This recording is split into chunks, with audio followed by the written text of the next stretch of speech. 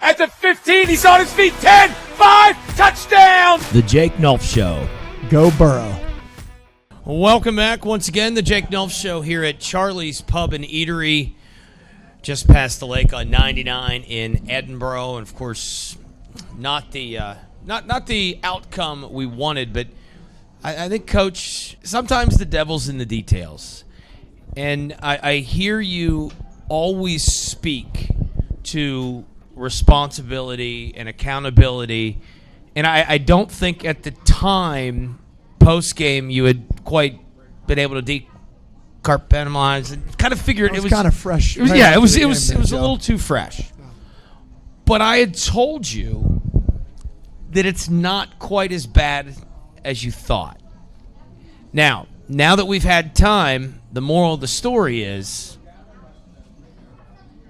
individual accountability in terms of missed assignments is where the devil lives in the details. The scoreboard and the stats can say one thing, but when you start to break down the film, things start to add up and look a little bit differently, and despite the 31-10 outcome, a loss is a loss, but it has a different feel after you've been able to kind of go through it and go over it.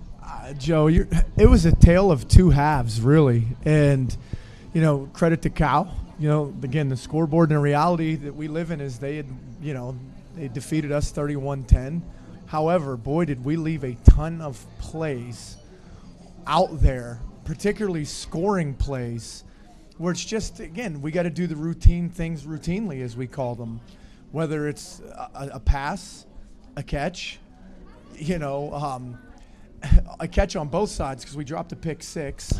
On the defensive side, where I know Ahmad Brown wants that one back. We just left a lot of things out there. The play of the game, for those of you at home that didn't see the game Saturday, was, we were trailing 7-3. Our offense went 95 yards, and we had the ball first and goal from the 1 with less than a minute to go before the half, right where we wanted to be, and we fumbled it away. And that was the big momentum swing.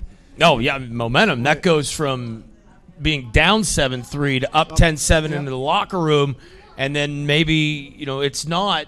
Cal comes out with not having that momentum and march it down the field. So, you're 100% right. That play, if you could rewind it back, have that play go your way, we very likely are having a totally different conversation right now. Yeah, and the thing is that despite that, right, because that was the play of the game, and Cal made it, we didn't. Cal, we knew, was a slow starting football team, and that's not anything against their football program or anything. It's just, they were down 20-7 to Kutztown, they were down 10-0 to Shepherd, and we had a decent start. We just didn't capitalize on the scoreboard, Joe. And I even look back at the first series, the very first play of the game, we pop an 8-yard run with Brian. Then we run the RPO on play 2, and we just drop the ball. Fail to convert. We punt. We play field position. Defense, we get a stop. We get the ball right back, march, and, and I know Isaac wants it back, but, we have a play inside the high red where Hopkins is running wide open in the end zone, and then his second read was Mike Watkins, and he threw it to him, and he just overthrew him. So instead of 7 points there, we come away with a field goal. We just left a lot of plays out there, Joe, and unfortunately, against a very good Cal team, you can't do that. We have to maximize on those series, those possessions, and we got to make plays, and that's where the accountability comes in. We had a great meeting today with our guys. I felt like the energy was good, the accountability piece. We know that we let that one get away. And Cal won the football game, but I don't know if they necessarily beat us as much as we beat ourselves. And that's what, I had alluded to with you post-game. And, again, that's way too fresh. And, and I even said if I would have handed you this stat sheet before the game and said this is what, is going to happen – and, we're going to talk to Reed Martin, and I know that Reed Martin for the second straight week is gotten a player of the game, the PSAC West Special Teams Player of the Week. But, the Willis kid that went for 274 I think he had 89 yards, but 60 of them came on a play that Reed wasn't on the field, and that was Reed's primary responsibility. You kept him in check. I think Tony Papley's defense kept Cal to like 3.1 yards a carry. Like, you did all of the things statistically that you need to be in football games. But like like Coach Hartung and I talked about before you joined us, all 3-pointers are worth 3 points, but not all 3-pointers mean the same things. And it just felt like time and time again, Cal was able to make the big shot when they needed to get off the field, when they needed to stay on the field. Never mind the penalty on the punt that was an automatic, but think about how many times the defense won on 1st and 2nd down, and then there's a penalty or a slip-up, and then there's somehow a 3rd and 11 conversion. Like, you do all the things right, but then there's the one, whether it's a mental error or a missed call or a mistake on your end. And it was, as I said, it was a statistical anomaly, but give Cal credit. They made the plays when needed to be made, but it just didn't.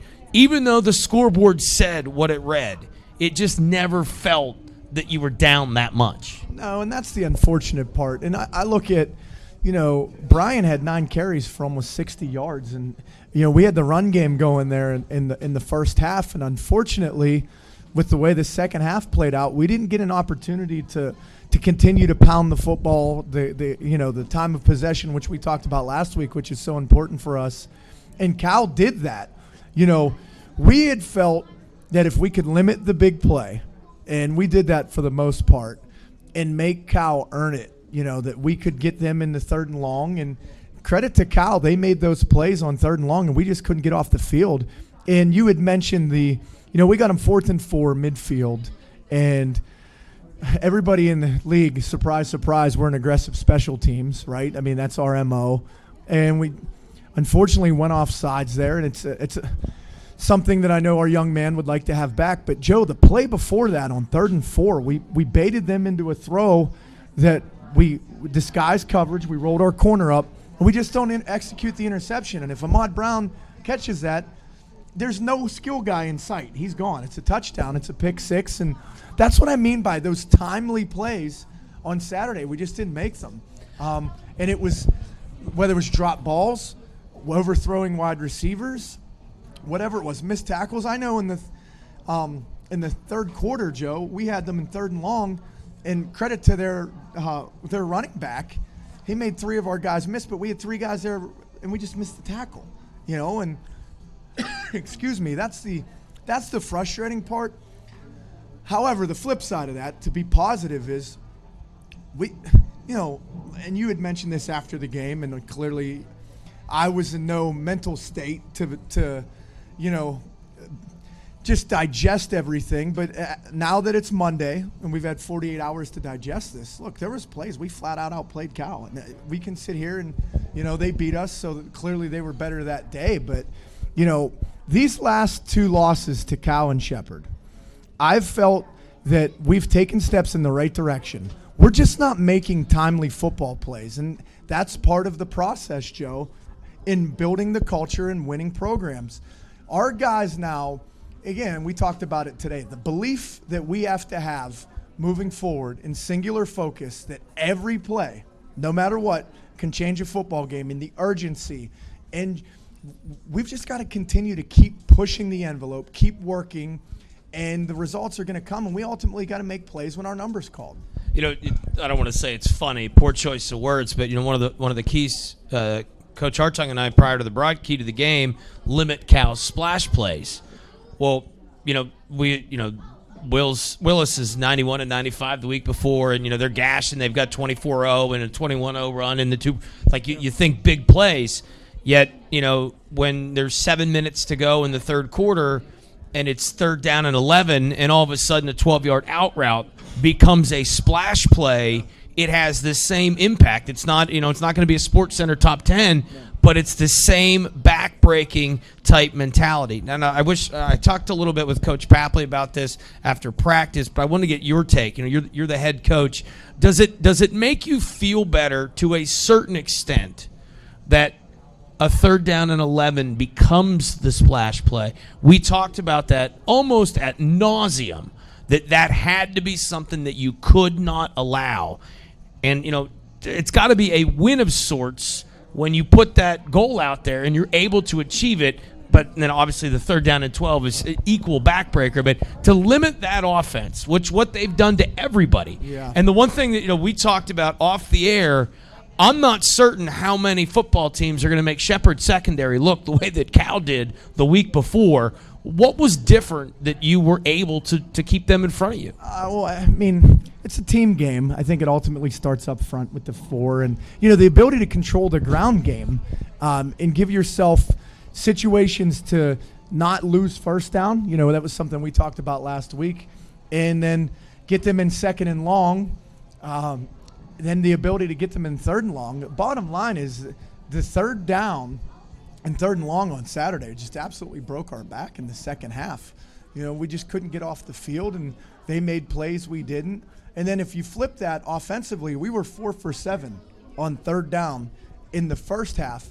And then we were only 1 for 6, I believe, in the second half. So that's where, to me, the game and the momentum swung. And unfortunately, Cal executed those plays, and we just didn't. And when you start getting behind in the way that we did, you become one-dimensional as an offense. And that's not really what has been throwing the ball X amount of times. We got to run the football to have success, to give our pass game. And when you're chasing that, it becomes a little bit more stressful on your offensive line and running backs. And then a lot falls on the quarterback. And unfortunately, we just didn't execute in the second half, and the game got away from us. But it wasn't because there was a lack of plays out there to be made. We just didn't make them. Now, final question before we end this segment here in the Jake Nulph Show. We're at Charlie's Pub and Eatery, Route 99, just past the lake in Edinboro. From your perspective, and we know there's no moral victories, but when you watch the film, you can fix Jimmy Lippert's mistake. I mean, is there some pride in victory that you schemed him up, you coached him up, they were there, they just missed? Yeah, I mean, that's the thing where, like I had mentioned, ultimately we've just got to make more plays. Our guys will tell you that. I'm sure Reed will tell you that when he comes up here. The routine things routinely, in the quote, Coach Tomlin, but he's 100% accurate. We have to be able to tackle. We have to be able to block. We have to be able to throw. We have to be able to catch. I mean, it all comes back to fundamentals. Those were the things where, scheme-wise, we have guys in position to make plays. We just failed to do that. And again, that's some of us and some of Cal. And, the encouraging part is, yes, Cal and, they beat us on the scoreboard, but physically, clearly a difference between last year's football game and this year's football game. That's the frustrating part, Joe. And I just get back to that, is when we have plays that are there to be made, we have to make them, no excuses about it. And that's where we're going to have to learn and continue to build and get better this week. Yeah, you weren't turning on the film and Ribas was 6 yards in his own backfield. I mean, it wasn't. No. It wasn't. The domination came from their opportunistic play. They made the throws and catches. We didn't make the throws and catches. They made the tackle one-on-one. We didn't make the tackle one-on-one. And that's the thing where we were -1 in the turnover. I thought the play that Logan Dexter made in the first quarter, pick to stop their drive from going. We got a little bit momentum there, and. Again, I look at the pass on 3rd down that Isaac threw to Hopkins to set up the 1-yard chance before the half. That was a play where there was really good coverage. We threw a really good football, and Hopkins made a tremendous play. We just need more of that. Ultimately, and that's probably where our guys, that when we watch the film, they look at it and they go, yeah, we've got to make those plays if we're going to take the next step in this thing and turn this. And it all starts this week in practice as we get ready for Mercyhurst, is we got to make those routine plays. Jake Nulph Show here at Charlie's Pub and Eatery. Quick timeout. When we come back, Reed Martin, now the 2-time West Special Teams Player of the Week, but did a marvelous job on Saturday in coverage. Reed's going to join us, and then Coach Nulph will be back up here as we get you ready for homecoming and, of course, the Hurst and the Lakers. This is the Jake Nulph Show live here at Charlie's Pub and Eatery. Back with more right after this. At the 15, he's on his feet. 10, 5, touchdown! The Jake Nulph Show. Go Burrow. Welcome back here to Charlie's Pub and Eatery, the Jake Nulph Show, the featured Fighting Scot each and every week. This week it's Reed Martin, and Reed, second straight week winning the West Special Teams Player of the Week. Congratulations. You are one of, if not the best Division II punter in America, certainly in the league, and you may be in the NFL someday, but we will get to that. I know you had a 250-yarders, and again, we will get to that. The impact that you had at corner on Saturday with a guy that literally had 274 receiving yards the week before, that might have been your best performance as a Fighting Scot. Period. What was the secret sauce? I mean, Willis ran through the Shepherd secondary, and they weren't even looking. I know Coach Papley was rolling some coverages and whatnot, but that was a just spectacular effort. That kid can flat out fly. Oh yeah, he was definitely fast. I could tell just watching the film. He was 5'7", 5'6", and he was just flying past everybody, no matter who they were playing. So I knew how to play a little safe, still play my game, but I knew I had to keep a little cushion on him to make sure I was over top and be able to stay on top and guard him. Now, we were talking, obviously, with Coach Nulph, and we spent a lot of time pregame talking about, got to limit the splash plays. You knew that if you got chunked, you were going to be in trouble. What maybe schematically is the wrong word. I don't want Coach Papley yelling at me, giving out the secret sauce, but what were you able to do as a group in the back end to really limit what Cal had been able to? And like I said, it wasn't just you. They did it to Kutztown as well. I mean, they are a big play team. Yeah, we especially knew that coming into the game, and that we needed to stop their big splash plays to have a chance to win, because that's what they're known to do, and that's how they were scoring all their points. But I think we schemed up perfectly against them, and no one got beat deep, really. There was, one play.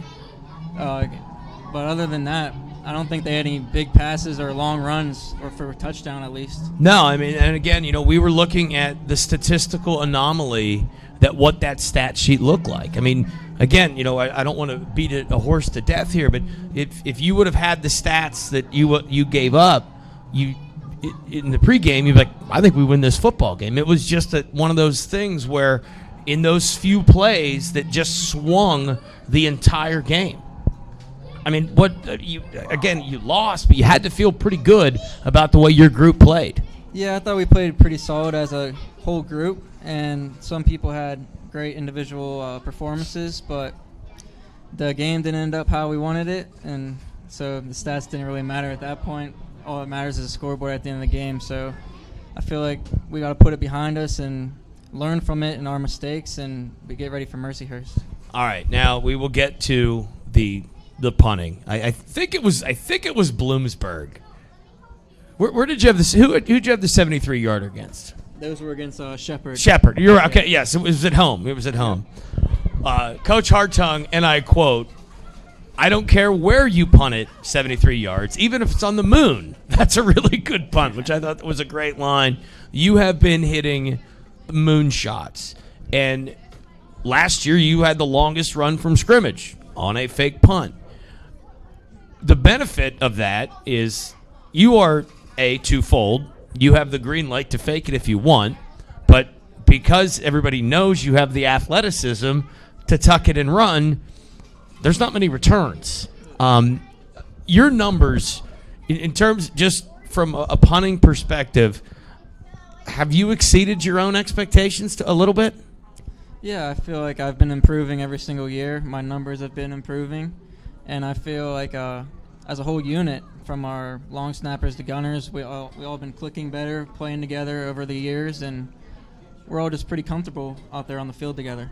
Now, how does that thought process go with the rugby style kicking? Are you counting at the line of scrimmage, or are you counting when you're rolling out to see if you have the numbers advantage to go? Oh yeah, I'm definitely looking before the snap. I'm reading everybody, and then after the snap, every time I look up, see where everyone's at, what they're doing, if I need to get it off now, if I have time to let my guys get down, or if I have room to run, I'll take it. Now, I'm also curious about this. So everybody knows that I'm a golfer, and golf always seems to work its way in here. When you are sort of landed and gathered, and you're watching the ball in the air, do you just know, like, oh, that's good, like, because that one the one that landed at like the 3 and just bounced dead right, like when that was in the air, did you know that was going to be good? Yeah, I knew it. Like, it's like hitting the sweet spot when you're playing baseball. You're like, when it comes off your foot, it just feels good, and like you look up and you're like, oh yeah, like this one's gonna be perfect. And it takes a lot of practice too to like get the feel of everything, but you can definitely tell when I kick it, it's like hitting a sweet spot off a baseball bat. Now, you had 2 weeks ago tied a 48-yard field goal, tied for 5th all time, and I'm not meaning that. We always say that you're a football player, so I'm not being disrespectful, but I'm at practice all the time. You don't work at field goal kicking. You don't work at kickoff. You don't work at punting. Do you ever sort of think like, should I be? I mean, start doing the kicking camp circuits and things. I mean, I think probably if there's a path to the NFL, it would be that. Like, have you ever thought that maybe I should put more time into this? Yeah, I've always thought that. I've been kicking my whole life. I played soccer since I was 3 until high school because I couldn't play soccer and football. I had to make a decision. I ended up playing football. And then I've always been the kicker and the punter on my team, and I've always played on the field too. And like, I came here to also play on the field, and that's what I enjoy to do, is like actually playing football. But I also excel in kicking, so it's kind of a rough or hard decision to make. But I still want to play on the field, and I can still do both right now, and I'm excelling in both, and it's what I enjoy to do. So I feel like if I'm still excelling in that and playing good and kicking good, that I should be able to still do both, and instead of just like focusing on kicking and still play DB. Now, it is sort of funny because probably one of the more famous kickers, also a Plum Mustang, Mr. McAfee. If you're watching, Pat, guys got a bomb. Check him out. But is there? I mean, that's kind of cool. I mean, no disrespect, but of all the punters that have ever walked the face of the earth, it's got to be cool to be able to say, I went to the same high school as Pat McAfee, right? Mm-hmm. I mean, I don't know. Are there any other punters out there that people would, No, he was definitely different out there, and it was nice watching him play in the NFL, and like you're like, oh, he went to my high school. Like, it was pretty cool, and like he also did a lot of fakes, and especially in the pro, like he threw a few passes. He would run the ball onside, like surprise onside kicks. It was fun to watch, and that's what I like to do too. And now he's making his real money. Forget the punting stuff. Now he's making the real money. But anyway, Reed, congratulations. Worth noting, this is the second straight year that you've been back-to-back weeks. How many times in your career have you been the West? Because you had 3 last year, didn't you? Yeah, it was something like that. Yeah, I thought so. Mm-hmm. So all right, there we go. Reed Martin, our featured fighting Scot. Thanks for hanging out with us. Best of luck, man. You played a whale of a ball game last week. Let's keep it rolling. All right. Thank you for having me. I appreciate it. All right. More to come. The Jake Nulph Show here. We're live at Charlie's Pub and Eatery, Route 99, just past the lake. Coach will be back. Get you ready for homecoming and the Mercyhurst Lakers. Back with more right after this. At the 15, he's on his feet. 10, 5, touchdown! The Jake Nulph Show. Go Burrow.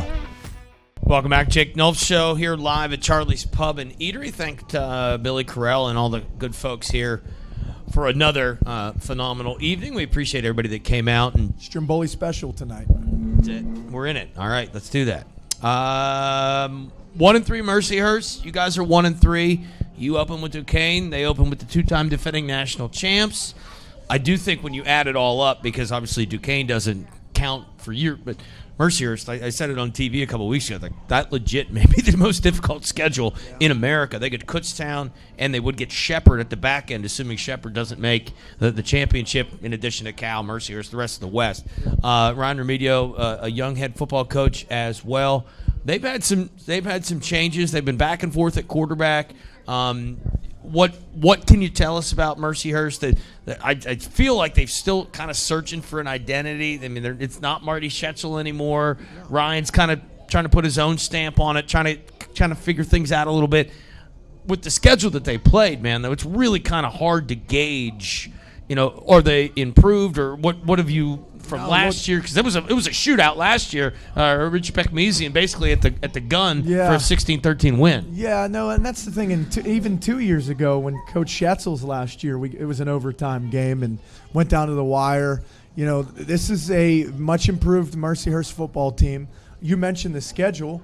I mean, look, they go Fair State, Lock Haven, Kutztown, IUP. Yeah. Where we go Duquesne, Shepherd, Bloomsburg, Cal. So, the competition, and we talk about it every week, and in the PSAC. I can tell you what, the quarterback, Orania, the lefty, he's a southpaw, California kid. He seems to have a really good grasp of that offense, Joe. They do some really nice pocket movement with him, whether it's sprint out or bootleg. It complements their run game. They've gone a little bit more gap scheme than they were more zone scheme last year. I think they run the counter very well. They got a staple of backs that we've seen on film that are big and physical, and they get downhill on you.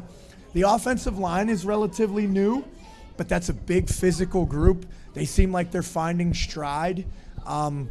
They've got a really nice receiving core. The Davidson kid really caught my attention watching the tape yesterday. I think he had 7 catches for almost 100 yards and 2 touchdowns against that really good IUP secondary. And then defensively, they're multiple front. They run a little bit of the odd 3 down. They jump into 4 down. Their linebackers are active and aggressive. Their secondary challenges you. And they're really sound and aggressive on special teams. So this is a balanced Mercyhurst football team. This is a game where we've got to get back on the horse and start riding. I felt like we had a really great practice tonight. We call them the 4 E's. Joe, the energy, effort, enthusiasm, and execution. We're going to have to bring that every single day. And we got to get back to work because, this is a rivalry game as well. So it's homecoming for us. There's just a lot that's going to go into this game on Saturday. And we've got to have singular focus, and we got to come out and be aggressive and be physical. Now, you mentioned it being homecoming. How much of a distraction is that? How much does that? I mean, obviously, unfortunately, it's not like the good old days where homecoming was a hugely attended deal for worldwide, and it was a must thing. Like when we were in school, homecoming was way different, I think, than it is now. Unfortunately, but homecoming still rocks at Sox Harrison Stadium. But I meant a great crowd. The week of, homecoming was a week-long event. It wasn't limited to the weekend. I don't think it's quite that way anymore. No, it's pretty much Friday, Saturday, and the Sunday. So it's the weekend, or the week is a little calmer, and maybe that a benefit. But is it a distraction at all? I can tell you what, it can be. We do our best not to make it that. I can tell you, if you ask our players, no, it's not a distraction for them. It's more administrative, myself and the coaching staff. But that's a good thing in my opinion. I love when the Fighting Scot faithful and the alumni and everybody comes back. I'm really excited about that. Obviously, this being my 3rd season here, I still get to see a lot of new faces and names and meet everybody, and I really enjoy that part. And our players, I try to get the alumni around as much as possible because we talk about the program, Joe, and it's something that's important to us is, those guys that have played here at Edinboro, they own stock in this program. It's theirs. They've paid their dues. And our guys now are paying their dues so that their stock is bought when they graduate. So it's important to understand who has come before you and the guys that have laid it all on the line. And I love that interaction between our current players and our former players and hearing all the old war stories. And I can honestly say this, and it's why I love college football, Joe, and it's why I'm sitting in the chair that I am now, is my relationship with my teammates at Robert Morris and the experiences I had as a student athlete there, where if you get us around each other, you're literally just dropping us off back in the early 2000s, and we can go and tell you who sat next to us in the locker room in this game and that game, etc. And it's the same thing here at Edinboro, and that's why I really love this place. It's the alumni and the success that they've had, and I want them to share that experience with our current football team. Now, is there anything in particular special, planned? Obviously not on your plate because that, but with the football alumni, is there anything that maybe we'd be breaking news to somebody? Well, we're going to have the Romanishin family fly up from Florida, and Mrs. Romanishin's actually going to be an honorary captain for us in pregame. And then the other cool thing that we're doing, Joe, is we got involved and coached for the Cure MD for muscular dystrophy, and we have a young man from Pittsburgh coming up named Connor. He's 12 years old. He's also going to be an honorary captain for us, and he's going to participate in the pregame coin toss as well. We're going to have our 12th man that we always do on home games. That's a program very similar to the Coach MD that we're doing. And then all on top of every other alumni group that's coming. It's just a great day, and it just brings a lot of energy and an excitement to campus. I can tell you this, at 2 o'clock, there'll be a singular focus, and we got a football game to play. Now the football game, let me ask you this, and I don't mean to downplay Mercyhurst. Well, then don't. But I'm asking you a question about it. So coming off your game, obviously you're doing your preparation for Mercyhurst, but isn't it more an us thing because of the attention to detail? And I don't think there's a single kid on the roster that didn't watch the film and say, "Oh, we let that one go." Yeah. Is it more an us versus them this week? Because obviously, if you're not you, doesn't matter what that if you continue to have missed a sign, is it sort of that thought process of practice? It's funny that you bring that up, Joe, because, and again, just peeling back some of the curtain here for our viewers at home, but that's something we talk about every week, Joe. And it's funny, you happen to shine the flashlight on it because it was so glaring this week that if we play our style our way and we execute at a high level and we can limit our opponent to doing what they do really well and make them do something else, that's always the focus. So, more than ever, but we have to put the work in. There is no magic pill for all those people at home. There's no secret thing that I can give you, and this is life lessons. I can't give you a pill that's going to make you go work hard. When all the smoke is cleared, you have to put the work in to win football games. And the preparation and the physical effort that we have to put into practice if we do all of those things Monday through Friday, then Saturdays should be a lot easier. Yeah, Joe Paterno always had the line, if you take care of the little things, the big things take care of themselves. Amen. Right? And, again, and I don't, but just when you had the week that you had and you've got another opportunity in a game that's going to have a big crowd where the eyeballs can wander a little bit, that attention to detail becomes more and more important. Absolutely, and that's where the urgency and the singular focus that we talk about at nauseum with our football team. I can tell you that every single guy in that meeting room today at 2:30, and then when we were done watching the film, we're out there at practice today, we know, and we're not happy about it. We know the opportunity that was wasted on Saturday, but the best medicine is to get back on the horse and start riding. And it was great to see us out competing tonight when I felt like we had a solid Monday practice. Yeah, a little extra vibe this evening. Right. Packed a little more punch than a typical Monday because it's a short practice. It's not usually as. But again, off of the heels where every play matters equally, certainly that it had a different feel. All right, give the people what they want. 2 reasons you win, 2 reasons you lose. All right, so this week it's going to boil down to the ability on third down. Because when you look at our success rate in games, we are continuing to move the football and stay on the field, which gets into our time of possession conversation. But we got to get off the field on third down. And that's something that we preach every week. There's going to be obviously more detail on that. So the tail of the tape there. So number one reason we win or lose is our ability to stay and maintain drives and then get off the field.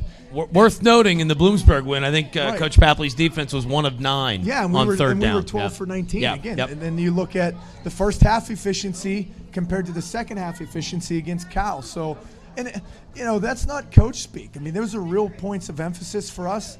And then the other thing's going to be the turnover battle. We were -1 last week. We created 1. We gave them 2. Against Shepherd, we were +3. Against Bloom, we were +1. So we have to have the ability to take care of the football on offense and then give our offense extra possessions on defense and take the ball away.